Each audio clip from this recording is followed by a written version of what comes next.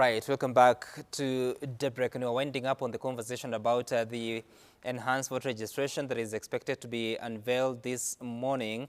I want us to listen to Chairman Wafula Chebukati as he spoke about something else, that is as far as some amendments that are pending in Parliament, and of course some of those laws will impact heavily on the conduct of the 2022 general election. Listen. Parliament has its role, the Commission has its role, all stakeholders have their role. And so what has been legislated is known, what is yet to be legislated is known. And so it's an issue that should be discussed. And all we are saying as a Commission is that if there are any changes in the election laws, let them be done as soon as possible and before the end of this year, so that then it doesn't interfere with our election operation plan. Because most of the activities will actually commence from January 2022 going forward.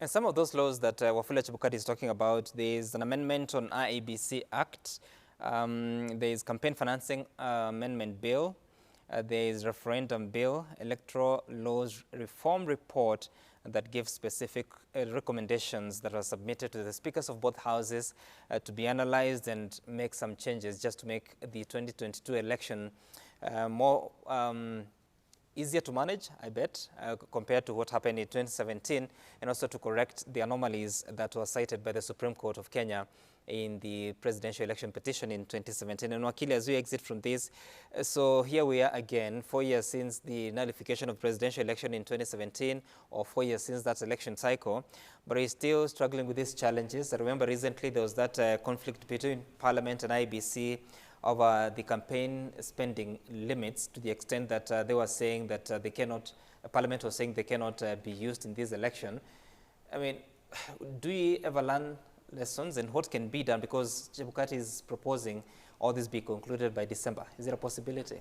I think what Kenyans need to understand is that the politicians' organizing principle is always political convenience and not necessarily compliance with the law or electoral law reform to make election law management an easier and more efficient exercise. No. Insofar as the legislative reform is concerned, the ones that do not heavily impact on election management should be finalized. The ones that ought to have been finalized and time is running out, they still should be finalized. For instance, Parliament's stubborn refusal to approve election campaign financing regulations 2016 is a terrible constitutional violation, because Article 88(4)(I) of the Constitution specifically mandates IEBC to control the use of money or the amount of money that may be used in an election. It is clear that Parliament does not want to be regulated.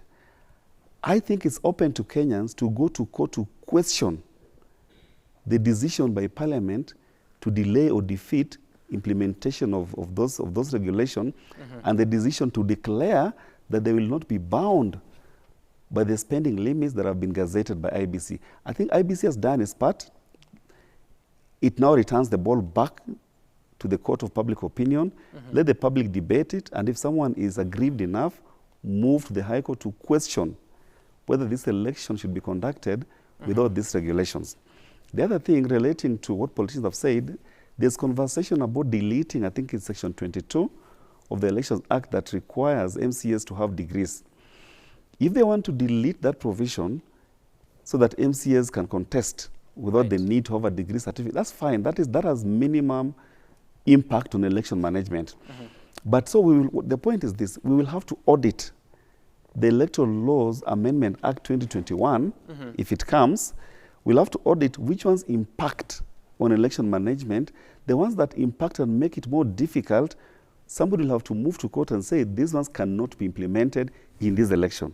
In fact, we have that with that history. Remember, in 2017, after the presidential election, Murkomen and Duale, they led the Senate and the National Assembly in reforming the election laws, and they passed the Election Laws Amendment Act 2017 just before the fresh election in October.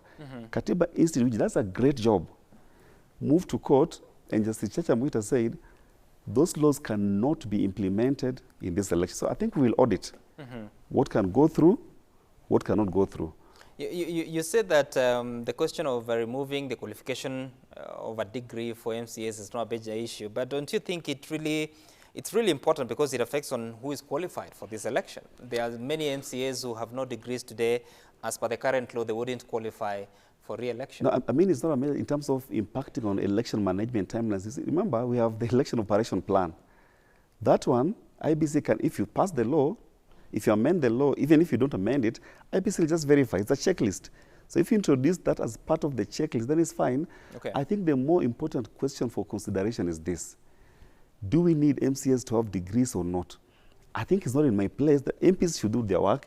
If they feel that MCAs, that there's a rationale for MCAs to have degrees, that provision was enacted but it was suspended. It's supposed to be operationalized in this election. Right. But if they decide they want to defy it, it's also fine. It will not impact on election management. All right. That's the point I'm making. All right. And I want us to make progress by looking at what the political class has been up to. Again, it will soon be exactly 10 months to the general election, which is set for 9th of August 2022. And different political formations have been at it, trying to woo the voters.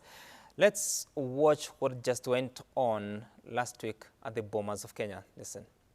Chama kiko imara chini ya Gideon Moi KANU tunapepea wanafiki wajue KANU tunapepea wapige hapa kule KANU tunapepea KANU tuko imara hatutikisiki KANU tunapepea. All right, I just wanted us to see the pictures a little more because that was the unveiling of Gideon Moi as a candidate for the 2022 general election. In that event, it was also attended by different leaders, that is Raila Odinga, Musalia Mudavadi, Kalonzo Musyoka, and so many others. They are saying that it's a return from the halftime for KANU since being out of power, since 2002. And Gideon, they are saying that it's time that form is different. Honorable Mbui, it's a bit confusing for Kenyans sometimes. First, Kalonzo Musyoka opened his campaign operations management center. Then Musalia Mudavadi had something that he was unveiling. Then we have seen Raila Odinga Azimio la Umoja, I think it was in Homa Bay or thereabout. And then Gideon Moi comes and says, I want to be president in 2020. And all of you are there. What's going on? Which pitch should Kenyans pay attention to?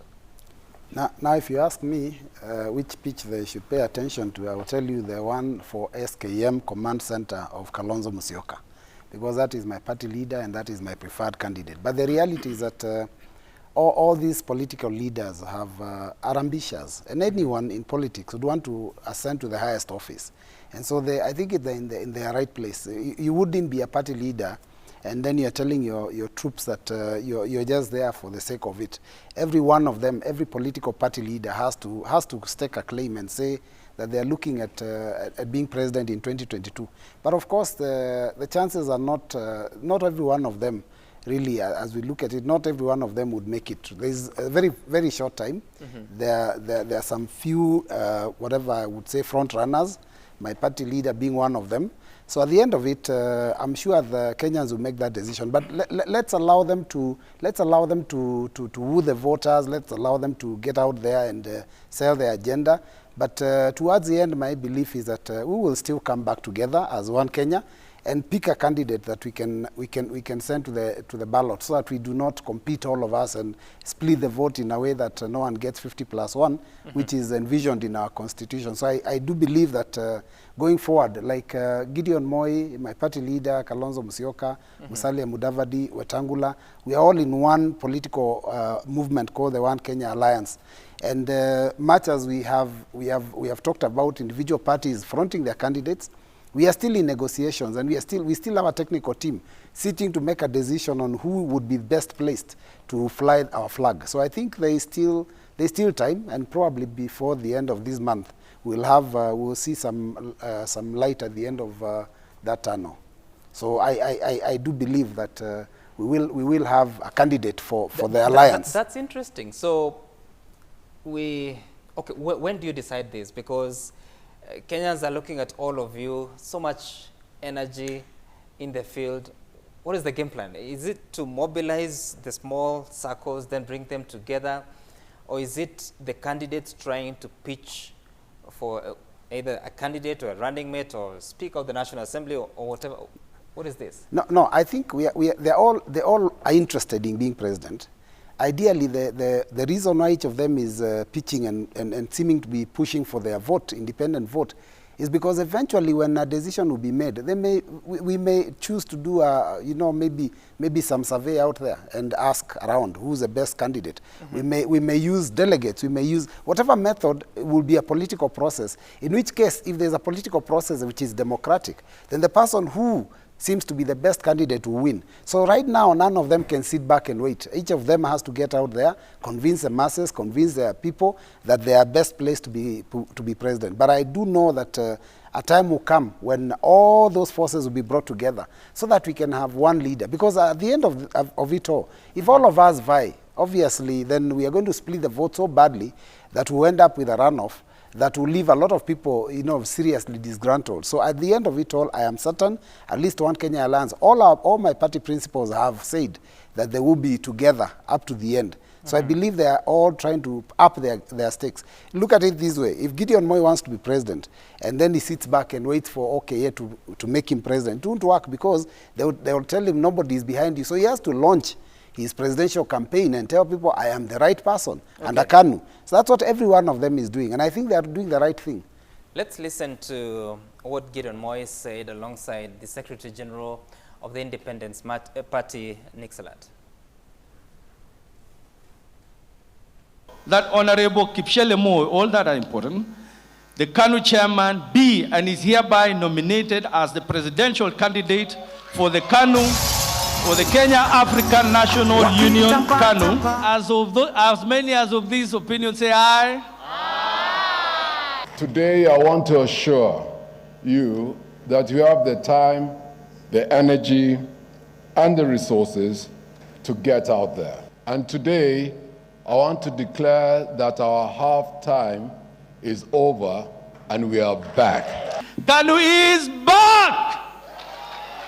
Lazima for ikue different. Ama niaje? Volume iko sawa.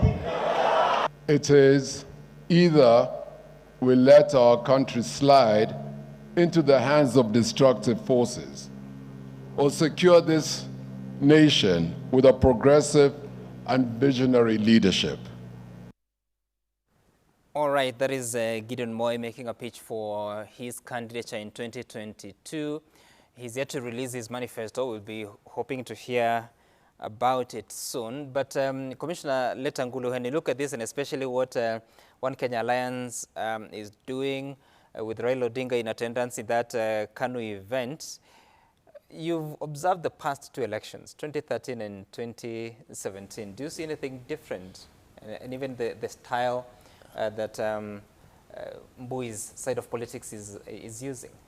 Sam, I think from my side, I can say that what we are seeing is still the movement of tectonic plates, to use that term, in the sense that right now, none of these candidates is sure, and they are all trying to cut a niche for themselves. And all these groupings are just shaping up. I think we are not yet sure as Kenyans, if I may be speaking for many. What we know is that at least Deputy President has declared his stand and is alone. I hear him saying his coalition is with Mwananchi, no coalition with other political leaders. And so things are just shaping. If you recall some, towards the 2002 election, the revolt against KANU came in almost 6 months, you can correct me, 6 months to election. And it swept the country, and that declaration of Kibaki Tosha, and it went all the way, and it vanquished KANU completely. That was completely unexpected. We didn't know until 6 months to election how the country is shaping up. During 2002, there were groupings of Honorable Nyachae, Ngilu, I think, was also trying something, and nobody knew what was happening. I think we are experiencing almost the same thing in the sense that now we are seeing OCA. On the other side, Honorable ODM and its grouping. We are not sure whether this OCA and ODM are coming together, what will happen. And yet we had Honorable Musyoka himself saying, this time around, I am not going to play second fiddle. He said that, and it was almost like swearing. But then again, the other day in KANU, we saw him saying, look, I can't betray my brother. I can't. So as Kenyans, we are not sure, uncertain about these politicians. And none of these politicians, anyway, can be trusted with their word. They keep saying this, they change tomorrow. So, Sam, the thing is, and this is my conclusion, is that I think we are not yet sure. Let us just let them do what they want. Let KANU launch their candidate today. If the others also want to launch, I think the thing is we are continuing to prepare. The thing is IBC, get prepared. Voters, let us register. And so we play that role, and things will shape up in the next 3-4 months.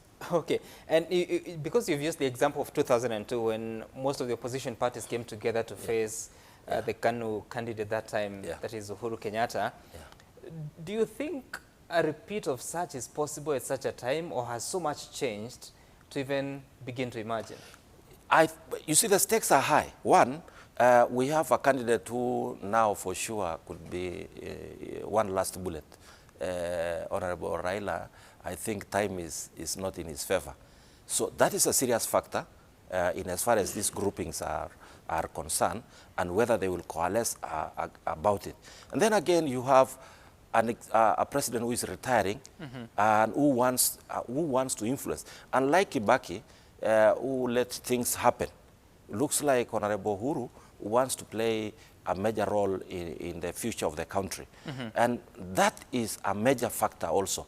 Because if the president was allowing the teams to do the game on their own, you see, this is a game, then the formations would take a different shape. But if we have a sitting president who is retiring and who wants to ensure he hands over to his preferred successor, then there are consequences to that. And so the game is not yet clear, if you ask me. We don't know how these formations will play out. And remember that in 2002, there was so much, can I say, what word can I want to use a softer word, but there was so much need to get KANU out of, by everyone. There was so much bile against KANU regime.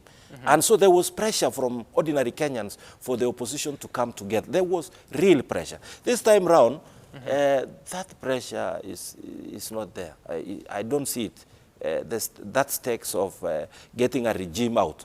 There is no major fear of getting a certain regime out. And so all those things are at play, sir, and we are yet to see a lot. Is it because one of the persons that is seeking to succeed President Uhuru Kenyatta is part of the regime in the name of Deputy President? You see, now it's out. Now the thing is, there is the suggestion now is that Honorable Raila is number 2. Is actually in government, and the deputy was supposedly number 2 is out. So this scenario is really is not something normal. That an elected deputy is now fighting from outside, and the opposition guy is now inside. Okay. Wakili Ogola, as you look at this, because in the end, it's politics, it's about interests, but voters can get confused. If you are to reflect on what happened in 2017, that people are fighting each other here because of whether you support Raila Odinga or Uhuru Kenyatta. Today, the scales are tilted, and the candidates for 2022 will be totally different, at least in as far as the target for the competition, different from what it was in 2017. What do you see in the coming months in defining this landscape for these political leaders? I think what we should not neglect is the fact that the Constitution itself now constitutionalizes pre-election mergers or pacts. If you look at Article 138, sub-Article 5 of the Constitution, it creates two important hurdles that a candidate must clear before you may be declared president. And reality may mitigate against clearing those thresholds. The first threshold is that for you to be declared president, you must garner at least 50% plus 1 of the total valid votes cast. Number 2, you must garner at least 25% of the total valid votes cast in at least half of the counties. If you have more than 2 candidates running, there's a possibility that they will not clear the constitutional threshold. In that instance, even if all of them don't form pre-election pact, the Constitution has anticipated that scenario and provided a resolution to it.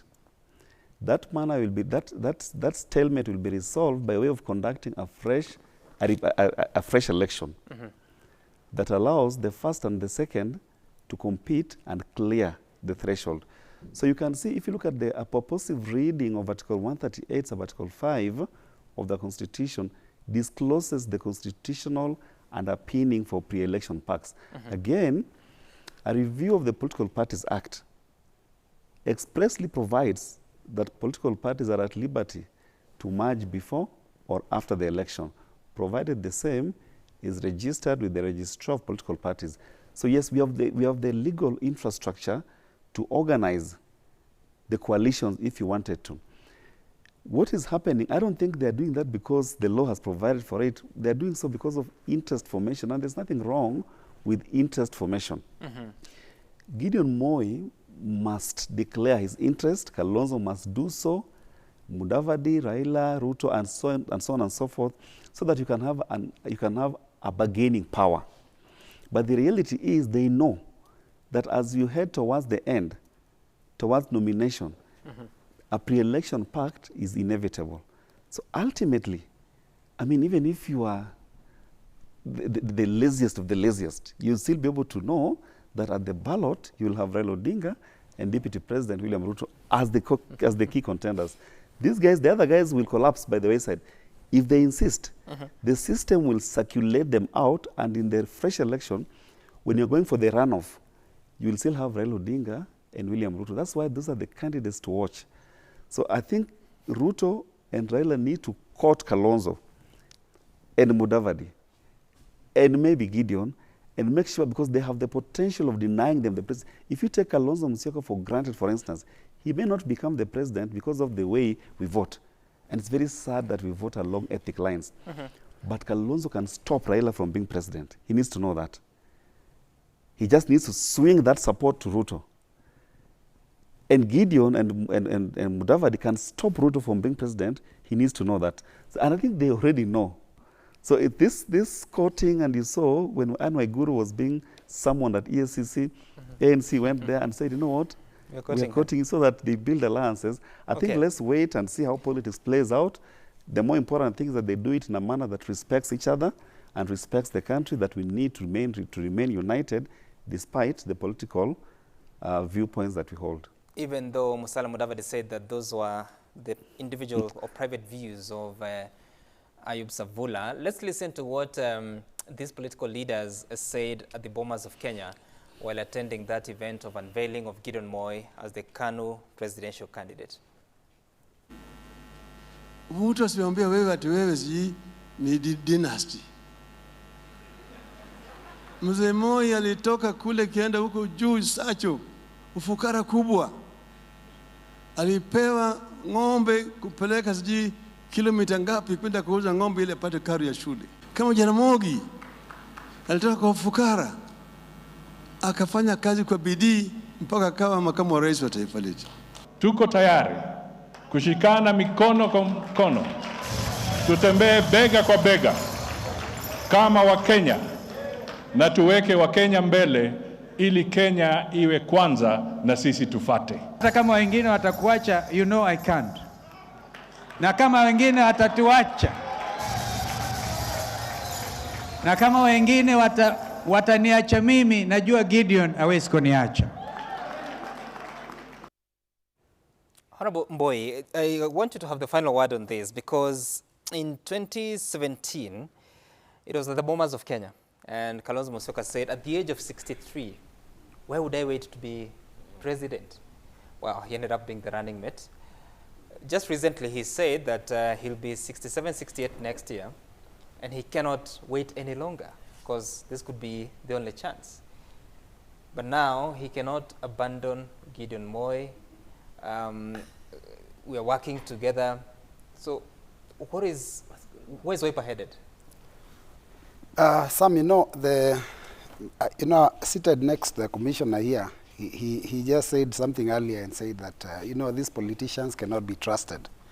I think the reality is that politicians can be trusted, and politicians actually do keep their word. The only issue is that political life is very dynamic. I mean, this is a reality. One time, KANU was, even Kibaki said, trying to fight KANU is like cutting down a mugumo tree with a razor blade. And he believed that because at that time, that was a reality. So I think the issue about politics is that it's so dynamic, that things change so fast that, that it kind of takes a life of its own. Look at the deputy president and the president. We started with that conversation at the beginning today. They had what they were calling a bromance. I mean, really, they were holding hands, they were wearing uniform, they were forming government together, they were constantly together, and there was such a strong chemistry between them that you couldn't imagine that one day they would be speaking from different sides, different podiums, at each other, not with each other. So I think politics is so dynamic that leaders say one thing, then things change. And so when they change, it's just because only a fool doesn't change his mind. So my party leader has supported Raila. My party leader says he will not abandon anyone. I think the message he was sending was to tell them to stick together, because really we did agree that as One Kenya Alliance, we stick together. We had also agreed that as NASA, we stick together, but you know what happened? And that's water under the bridge. But we couldn't have envisioned when we came into this last dispensation that there would be serious conflict between our different parties. So I think any political leader and any politician can make decisions based on the current situation, not forgetting that they may have issued a statement to the contrary. You can say, I will never work with KANU. And then suddenly, now you remember that Raila Amolo Odinga, my party leader Kalonzo Musyoka, Musalia, they walked out of KANU and were very annoyed with KANU. And now they're going to a KANU launch. And all of them are saying, we will work with KANU, we are together with KANU. So I mean, it's not because they're lying to us, just because the dynamics is such that KANU now is no longer the KANU of independence. It's a different KANU under a new leadership. So I think I don't think I want to say that. About ideologies of political parties, do they even exist? Well, let me tell you, it's a very complex thing. It's a theoretical thing. Now that issue of ideology, this ideology of the party is a very theoretical thing in Kenya. The fact is that Kenyans vote, as Wakili said, along ethnic lines. And so when an ethnic group, and that's why even when you're doing the registration of persons, we're looking at the figures. How many are in Rift Valley, how many are in Eastern, how many, so that we can see our stakes. It's interesting that the best candidate for presidency might be coming from the coast. But when you look at the numbers and they are few, you know that cannot be the president. So even those who know that person deserves will start shifting their allegiance elsewhere because they look at the numbers. So that's a problem with Kenya. Okay. All right. I want us now to go to our final topic because, like I told you earlier, it's 10 months to the end of President Kenyatta's regime that began in, it was actually on the 9th of April that they were sworn into office at the Kasarani Stadium or Moi Sports Center in Kasarani.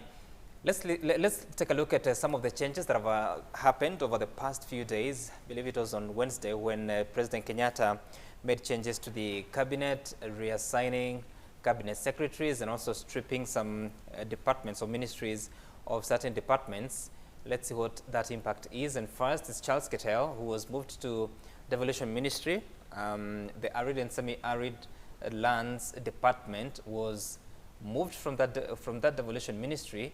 It has a budget of 10.1 billion shillings, and now KETER's new ministry, that is devolution, has a budget of just 3.24 billion shillings. This is a CS who had served at the Energy Ministry since December 2015, so he has been there for about 6 years, and both of them, including Principal Secretary Engineer Joseph Njoroge, have been moved. The budget for Energy Ministry was 73.8 billion shillings. I want you to note that because KETER will now be overseeing just about 3.2 billion shillings from 74 billion shillings. Monica Juma becomes the new Energy CS, having moved to the Energy Ministry from Defense, and her budget, like I told you earlier, is 73.8 billion shillings.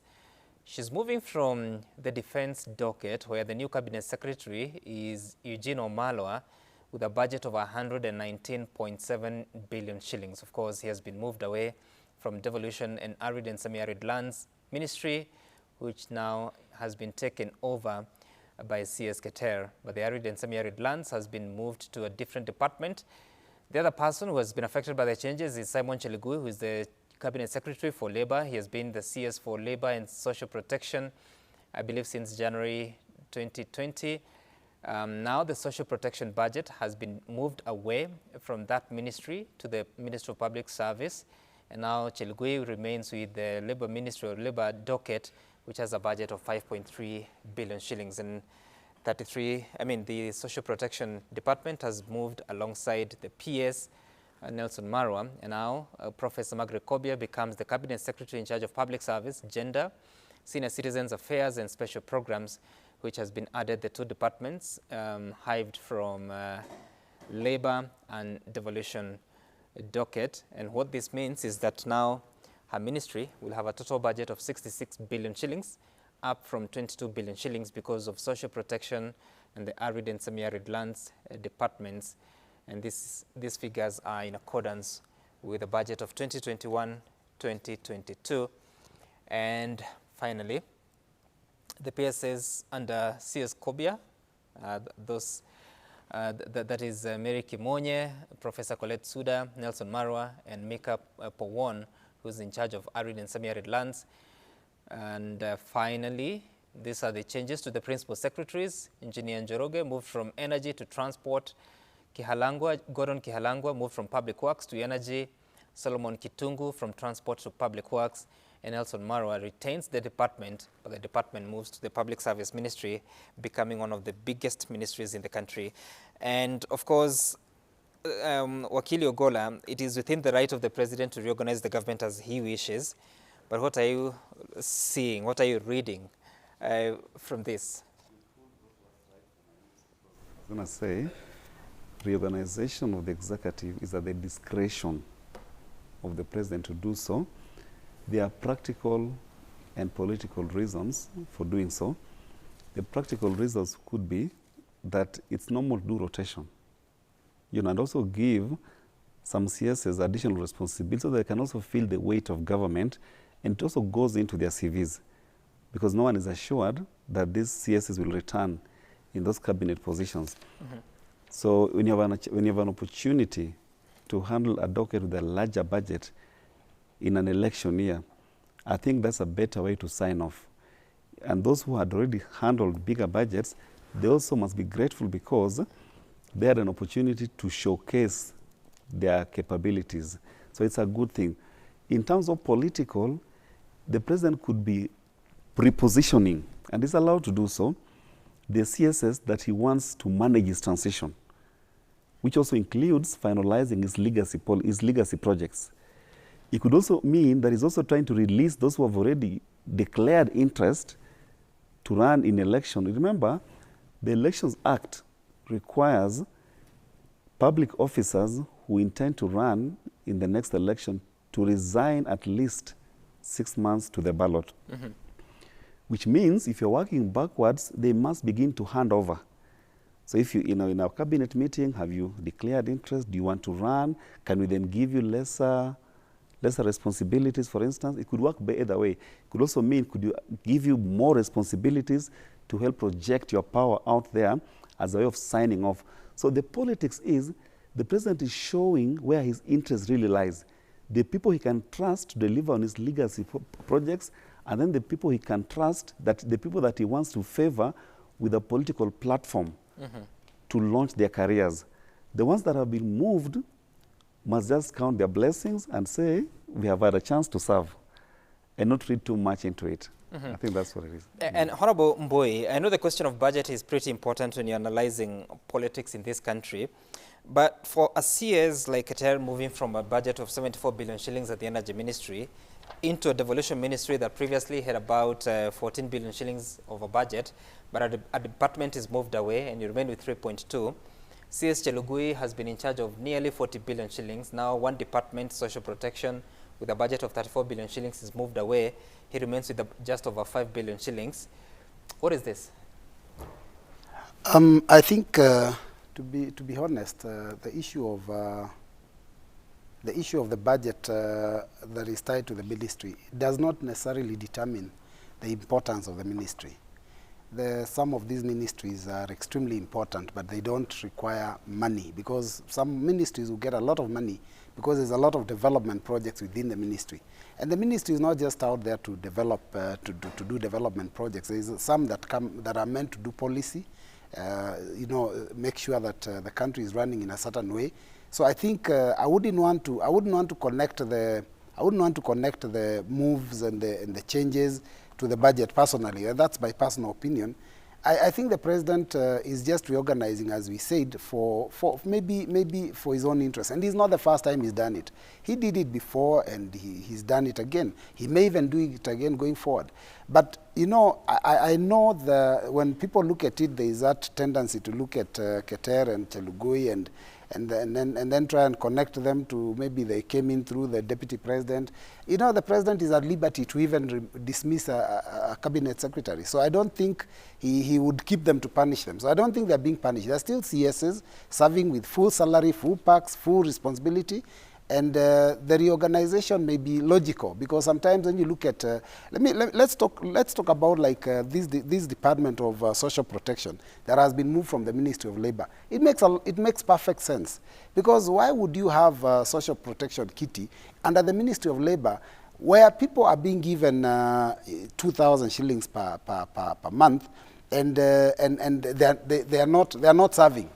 I mean, the Ministry of Labor clearly is supposed to be ensuring that workers' benefits are sorted out. When that realization comes 10 months to the general election, to the end of term? You know, I told you this world is dynamic and political life is dynamic. So I think the president has just realized that by the time he leaves office, he didn't want to leave a disorganized looking government where departments are in the wrong place, you know. So he decided to move them to the right places. And I think that fits very well in public service. So I think he's right to do that. And it's not about punishing people. Semi-arid lands, which has been domiciled in the devolution ministry, I think, since the start of this term. Well, I think he must have his logic for doing it. I don't want to preempt and I'm refusing to speculate that he's punishing. You just gave your reasoning for... Let me tell you some. I want to say that, you see, the reasoning we have here is, the implication I'm seeing is that the president is somehow punishing these ministers. You know, if their perks are still the same, and if their benefits are still the same, if their offices are still the same, if everything remains the same, what punishment is there? The government is just being reorganized so that other departments that may have been, you know, less busy can become a bit more busy. And who tells you that the Minister of Labor doesn't have a lot of work? He has a lot of work cut out for him. In fact, if you concentrate on labor alone in this country, he will be busy 24/7 throughout the year. So I think they've just eased off the burden and put departments in their right places. Commissioner, what are you reading out of this? I am totally in concurrence with him on that aspect. The difference here, Sam, is that during President Moi's rule, changes to the cabinet were much more frequent, and the changes were real, in the sense that a cabinet minister is dropped at 1 p.m. No questions asked. You're home. But if we look at the style of President Uhuru, it's been a bit lenient. I mean, you've come to cabinet and you survived 10 years. That's a big plus. Even if you are a minister and today you've just been, a few departments and monies have been taken, no harm, you're still there. I mean, it's not like those days of President Moi. So I think they are very lucky people. They have managed to serve 10 years of President Uhuru. Even now, to be reduced the ministry in a few months, if you ask them, who cares? I mean, they are also about to resign anyway, to go for governors and such like. Let me ask you, Commissioner, yes. in your view, out of all the ministers within President Kenyatta's cabinet now, who is the most visible? Who would you say is most visible? Who is more visible, really? I think they are all, you know, they are not really out to play politics so that we see them. But you can see they are coming out now. You saw the other day Minister Musheru coming out and almost talking about the deputy president in a manner that you don't expect from a minister to the boss. So from that kind of talks, some are becoming more visible. But a few, because of the work they are doing, are coming out. But generally, they seem to be in the same playing ground, all of them. So which is the most significant department, if you know? Maybe Mheshimiwa here can help us. Okay, Wakili Ogola, I don't know whether you have an answer to that, because the reason I'm asking this is because there's that perception that there could be some power struggle in this reshuffle. Is it far-fetched to imagine that certain departments within government are more consequential than others?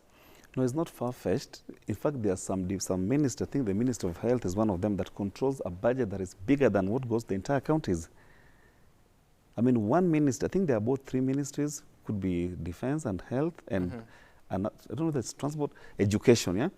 Education, for instance, controls a budget that is larger than what is the shareable revenue between the national government and the counties. So you collapse the entire 47 counties, they form a department in the Ministry of Education, which really devalues devolution, if you ask me. So yes, there are some ministries that are more consequential. I think what we have to respect is this: the president's discretion to constitute government the way he wants. But that does not shut the door on political observation. Fact of the matter is, as he reorganizes to complete his final term, his final year in office, those that he perceives to be close to DP Ruto are increasingly being sidelined. What we can't do is to question why he's being sidelining, but it doesn't stop us from making the observation. They're increasingly being sidelined and being given lesser responsibilities without being fired. You know, if you allow me to borrow this term from employment law, this is like constructive dismissal, where you are working but not working. You understand?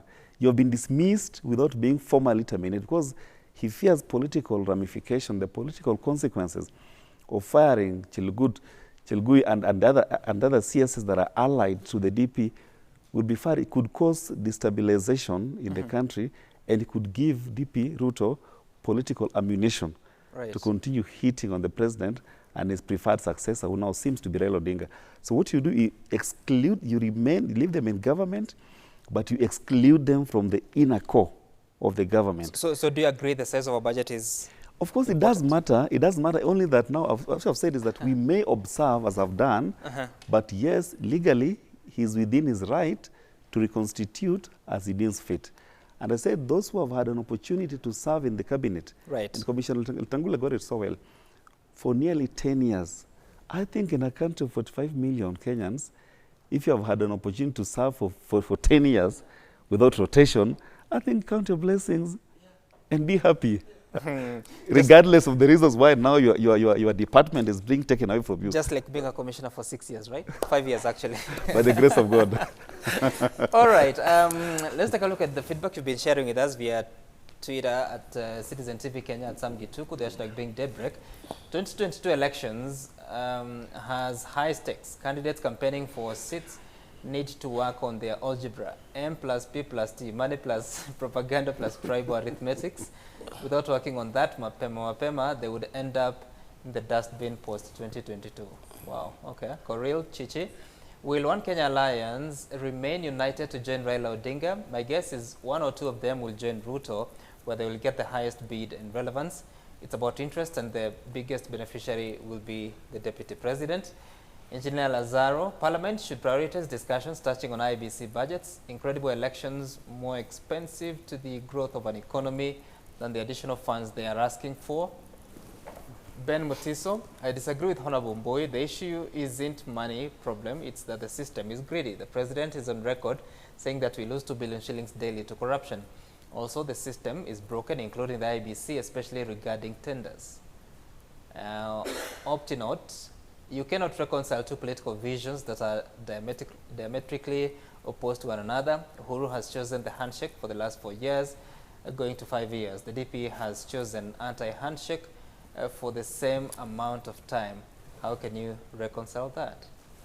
Arisa Rogers, you say the country cannot grow economically, socially with divided leaders, but in the same government. May the church continue preaching unity, because this is the pillar of a well-developed state. Leaders to accept reconciliation. And those are your views. Thank you for taking time to respond and share what your opinion is. Advocate Steve Ogola, thank you so much for coming. Honorable Robert Mbui and Commissioner Emeritus Thomas Letangule, thank you all for making time for us to have this conversation. We continue to do this each and every day here on the break between Monday and Friday, so that we can look at the developments in the country from matters affecting you on different spheres. My name is Sam Gituku. See you tomorrow. Up next is Sporty Monday. The crew will be here to talk about the action, including that draw between Manchester City and Liverpool yesterday, and of course, to explain why, once again, Chelsea is illegally at the top of the table. Those are my views. Bye for now.